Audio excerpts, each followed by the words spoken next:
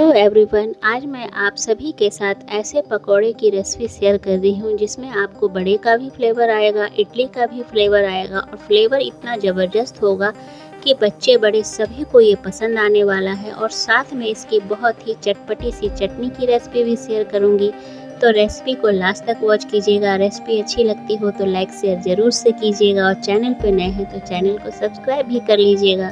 तो यहाँ पे मैंने सबसे पहले एक बाउल ले लिया है।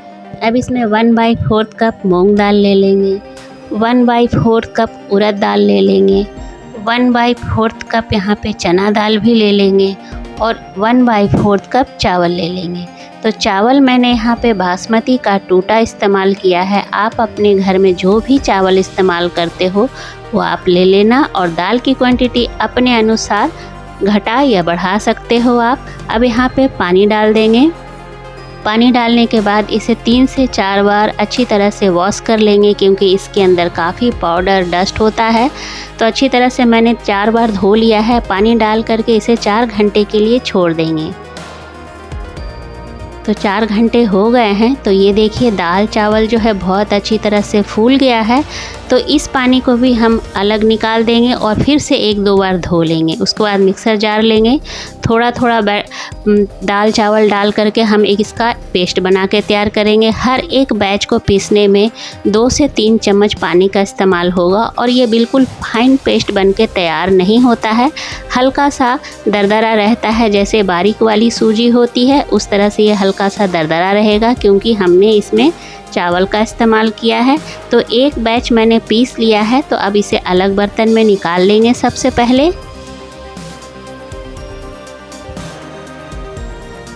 तो वापस से इसी जार में सेकंड बैच भी पीस लेंगे। इसको भी पीसने में हमने 2 चम्मच पानी का इस्तेमाल किया है। तो बैटर हमने अच्छी तरह से दाल चावल को पीस लिया है। अब 2 से 3 मिनट तक फेंट लेंगे। फेंटने के बाद इसमें कुछ इंग्रेडिएंट्स मिला लेंगे। तो सबसे पहले मैं इसमें लहसुन, अदरक और मिर्च को दरदरा कूट के डालूंगी। तो यहाँ पे मैंने ओखली लिया है, 6 से 7 लहसुन की कली ले ली है, 1 इंच अदरक का टुकड़ा लिया है जिसे छोटे छोटे टुकड़ों में कट कर लिया है और 1 हरी मिर्च ले रही हूँ। आप अगर तीखा ज़्यादा पसंद करते हैं तो मिर्च की क्वांटिटी बढ़ा सकते हैं। तो यहाँ पे मैंने 1 ही मिर्च का इस्तेमाल किया है। तो इस तरह से हमें दरदरा लहसुन, अदरक और मिर्च को कूट लेना है। आप चाहें तो पेस्ट भी डाल सकते हैं या फिर बारीक चॉप करके भी डाल सकते हैं। दरदरा कूटिए चाहे बारीक चॉप करके डालिए, इससे टेस्ट काफ़ी अच्छा आता है। तो बैटर में हम लहसुन, अदरक, मिर्च को डाल देंगे। अब यहाँ पे 1 बड़े साइज का प्याज लिया है, बारीक चॉप करके डाल दिया है। अब यहाँ पे मैं हरी मिर्च ले रही हूँ। ये मोटी वाली हरी मिर्च जो मार्केट में मिलती है, मोटी मोटी लंबी लंबी, जो बहुत ही कम तीखी होती है, ना के बराबर होती है, उसको यहाँ पे डाल देंगे। ये 3 हरी मिर्च है। हरा धनिया डाल दिया है। फ्रेंड्स, हरी मिर्च बड़ी वाली ज़रूर डालिएगा। यहाँ पे 1 छोटा चम्मच मैंने जीरा डाल दिया है और आधा छोटा चम्मच मैंने यहाँ पे अजवाइन क्रश करके डाल दिया है। इससे फ्लेवर भी आएगा और डाइजेशन में भी हेल्प होगा। आधा छोटा चम्मच हींग डाला, आधा छोटा चम्मच हल्दी डाला है, आधा छोटा चम्मच सफ़ेद नमक और आधा छोटा चम्मच मैंने काला नमक डाला है। फिर 1 चम्मच भर के मैंने यहाँ पे चाट मसाला का इस्तेमाल किया है। हींग भी डालिएगा। हरी मिर्च जो बड़ी वाली मोटी वाली आती है उसको भी डालिएगा। उसको डालने से टेस्ट इसका गजब का हो जाता है, बहुत ही अच्छा हो जाता है। अब सबको यहाँ पे अच्छी तरह से मिक्स कर लेंगे। मिक्स करने के बाद इसे 15 से 20 मिनट के लिए छोड़ देंगे ताकि ये रेस्ट कर सके आराम से। तब तक चटपटी सी चटनी बना लेते हैं। तो फिर से वापस से मैंने ओखली ले लिया है और यहाँ पे मैं 30 से 35 लहसुन की कली ले रही हूँ। ये छोटे साइज की है। अब यहाँ पे आधा इंच अदरक लिया है। अब इसे दरदरा कूट लेंगे। मैं यहाँ पे इस मिर्च चटनी में लाल मिर्च या हरी मिर्च का इस्तेमाल नहीं कर रही हूँ।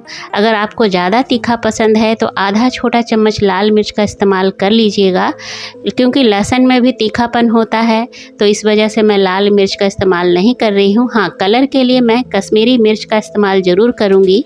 तो यहाँ पे मैंने लहसुन, अदरक को अच्छी तरह से कूट लिया है। अब यहाँ पे मैं क्या करूँगी, ये देखिए, इस तरह से दरदरा कूट लेना है।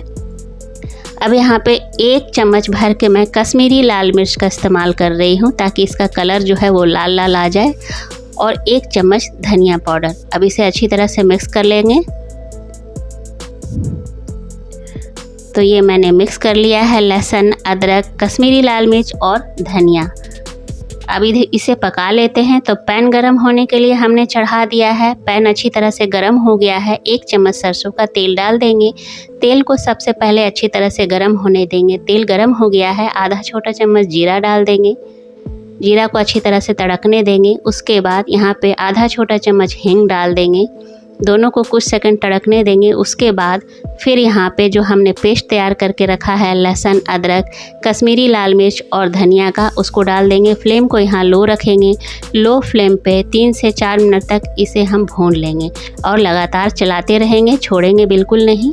तो ये देखिए 3 से 4 मिनट तक अच्छी तरह से भून गया है। अब आधा छोटा चम्मच नमक डालेंगे, 1 चम्मच चाट मसाला डालेंगे और 1 टीस्पून मैंने यहाँ पे चीनी डाला है ताकि बैलेंस हो जाए। चीनी की जगह आप गुड़ भी डाल सकते हो थोड़ा सा। फटाफट मिला लेंगे और मिलाने के बाद यहाँ पे चाय वाले कप से मैंने 1 कप पानी डाल दिया है। तो यहाँ पे मैंने पानी डाल दिया है। फ्लेम को लो ही रखेंगे। लो फ्लेम पे इसे 2 से 3 मिनट तक पका लेंगे। तो यहाँ पे 3 मिनट तक हमने पका लिया है। देखिए कितनी अच्छी रंगत हो गई है। इसकी कंसिस्टेंसी भी बिल्कुल परफेक्ट है चटनी के हिसाब से। अब सबसे लास्ट में थोड़ा सा हरा धनिया डाल देंगे और एक बार मिक्स कर लेंगे। मिक्स करने के बाद हम गैस फ्लेम को बंद कर देंगे। तो ये हमारा लहसुन का खट्टा मीठा तीखा चटपटा सा चटनी बन के तैयार हो गया है। तो अब हम इसे गैस से नीचे उतार देते हैं। फिर से वापस से हमने कढ़ाई चढ़ा दिया है और इसमें ऑयल डाल दिया है क्योंकि अब पकौड़े तलने की बारी आ गई है।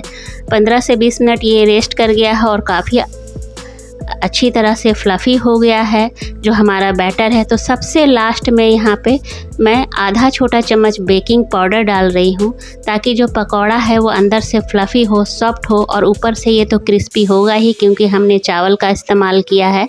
तो बेकिंग पाउडर जो है वो सबसे लास्ट में डालिएगा। अब तेल हमारा गर्म हो गया था। मीडियम फ्लेम पे हम पकौड़ों को फ्राई कर लेंगे। पकौड़े जब डाल देंगे तो उसके बाद कुछ सेकंड के लिए इसे छोड़ देंगे, तुरंत इसे पलटेंगे नहीं।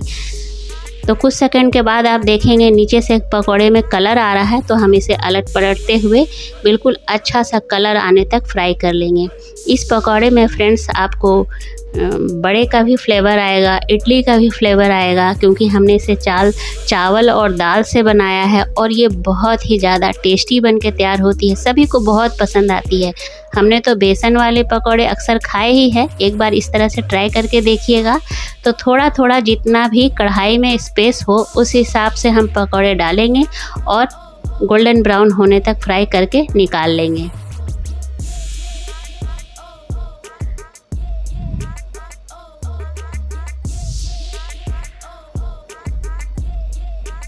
तो इस तरह से मैंने सारे पकौड़े तल लिए हैं। तो एक मैं तोड़ के दिखा रही हूँ। ये ऊपर से हल्का सा क्रिस्पी है चावल की वजह से और अंदर से बहुत ही सॉफ्ट है और बहुत ही ज़्यादा टेस्टी होती है ये। तो ज़रूर ट्राई कीजिएगा फ्रेंड्स। अब चलिए प्लेटिंग कर लेते हैं। तो यहाँ पे मैं तो लहसुन की खट्टी मीठी तीखी चटपटी सी चटनी बनाई हूँ। आप चाहें तो ऊपर से केवल चाट मसाला स्प्रिंकल करके भी खा सकते हैं, हरे धनिए की चटनी के साथ खा सकते हैं या फिर अपने पसंद का कोई भी सॉस ले ले, चटनी ले ले या फिर चाय के साथ भी खा सकते हैं। सबके साथ अच्छा जाता है।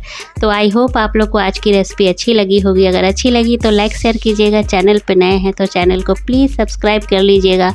मिलती हूँ अगले रेसिपी में, तब तक के लिए टेक केयर, बाय बाय।